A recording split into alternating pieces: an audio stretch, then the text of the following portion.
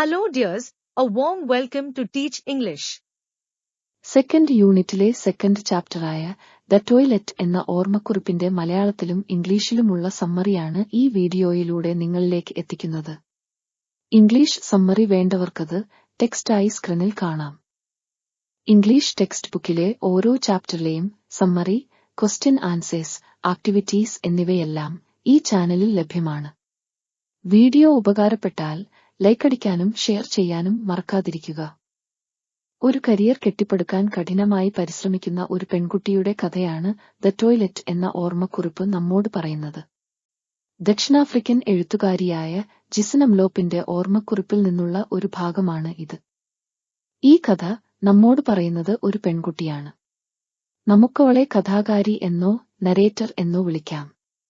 Teaching, nursing തുടങ്ങിയ ഏതെങ്കിലും ഒരു പരമ്പരാഗത ജോലി പിന്തുടരാൻ അവൾക്ക് കുടുംബത്തിൽ നിന്ന് എപ്പോഴും സമ്മർദ്ദമുണ്ടായിരുന്നു.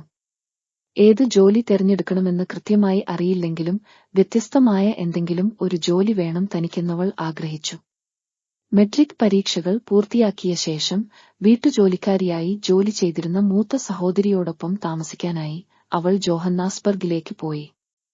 അവർ താമസിക്കുന്ന വാടകവീട്ടിന്റെ ഉടമസ്ഥയായ മാഡം അവളെ കാണാതിരിക്കാൻ അവളുടെ സഹോദരിക്ക് നരേറ്ററെ കൂടുതൽ സമയവും മുറിയിൽ പൂട്ടിയിടേണ്ടി വന്നു. അവൾക്ക് ഏകാന്തതയും വിരസതയും വല്ലാതെ അനുഭവപ്പെട്ടു. കാര്യമായൊന്നും ചെയ്യാനില്ലാതെ സഹോദരി വീട്ടിൽ കൊണ്ടുവന്ന പുസ്തകങ്ങളും മാസികകളും പത്രങ്ങളും അവൾ വായിക്കാൻ തുടങ്ങി. ഒടുവിൽ നരേറ്റർ ഒരു വസ്ത്രനിർമ്മാണ ഫാക്ടറിയിൽ ഒരു താൽക്കാലിക ജോലി കണ്ടെത്തി. അങ്ങനെ അവൾക്ക് പകൽ സമയം പുറത്തു ചെലവഴിക്കാൻ ഒരിടം ലഭിച്ചു. ജോലി കഴിഞ്ഞ് അവൾ അടുത്തുള്ള പാർക്കിൽ സമയം ചെലവഴിക്കും. അവളുടെ സഹോദരിയുടെ മുറിയിലേക്ക് ആരും കാണാതെ പ്രവേശിക്കാൻ ഉചിതമായ സമയമാവാൻ കാത്തിരിക്കും. ഒരു ദിവസം ബസ് കാത്തുനിൽക്കുമ്പോൾ പാർക്കിലെ ഒരു പൊതു ടോയ്ലറ്റ് അവളുടെ ശ്രദ്ധയിൽപ്പെട്ടു. അത് അടച്ചു പൂട്ടാറുണ്ടായിരുന്നില്ല.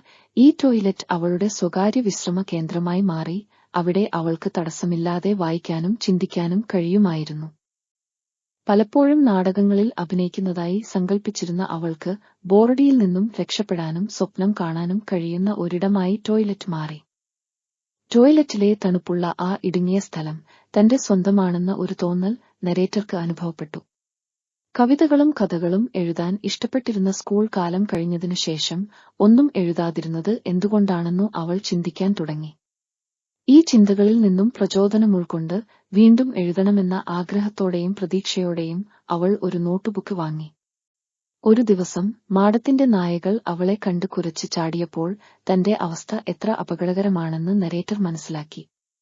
മറ്റുള്ളവർ തന്നെ കാണാതിരിക്കാനായി അവൾ കൂടുതൽ ശ്രദ്ധിക്കേണ്ടതുണ്ട്. ഏത് നിമിഷവും പിടിക്കപ്പെടാൻ സാധ്യതയുണ്ട്. ഇത്തരം വെല്ലുവിളികൾക്കിടയിലും അവൾ ടോയ്ലറ്റിൽ സമയം ചെലവഴിക്കുന്നത് തുടർന്നു. അവളുടെ ചിന്തകളും അനുഭവങ്ങളും വിശദമായി അവൾ തന്റെ നോട്ട്ബുക്കിൽ എഴുതാൻ തുടങ്ങി. കവിതകൾ മാത്രമായിരുന്നില്ല അവൾ എഴുതിയിരുന്നത്. മനസ്സിൽ തോന്നിയതെല്ലാം അവൾ കടലാസിലേക്ക് പകർത്തി. അങ്ങനെയിരിക്കെ ഒരു ദിവസം രാവിലെ ടോയ്ലറ്റിന്റെ വാതിൽ പൂട്ടിയിട്ടിരിക്കുന്നതായി അവൾ കണ്ടു.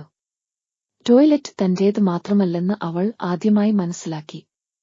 പക്ഷേ അവൾ നിരാശയായില്ല. അവൾ അടുത്തുള്ള ഒരു ബെഞ്ച് കണ്ടെത്തി തന്റെ എഴുത്തും വായനയും തുടർന്നു.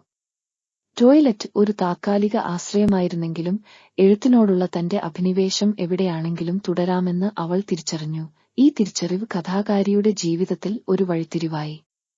Here is the end of the summary. Thank you all for watching this video. Come back for more similar videos. Bye.